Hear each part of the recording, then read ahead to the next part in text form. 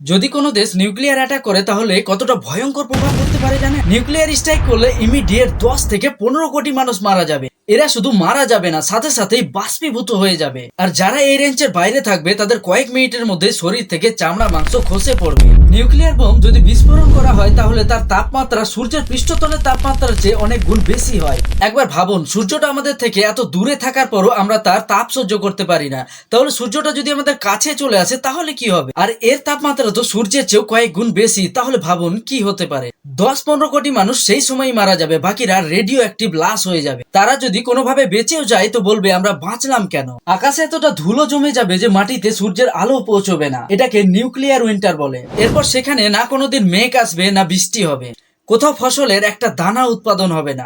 Radio active যে dust গুলো হয় সেগুলো গিয়ে হিমালয়ে পড়বে, আর সেখান থেকে সমস্ত নদীতে প্রবাহিত হবে। আর নদীর জল বিষের সমতুল্য হয়ে যাবে। মাটি, জল, বায়ু সব দূষণ হয়ে যাবে সেই জায়গাটা, আর মানুষের বসবাসযোগ্য থাকবে না।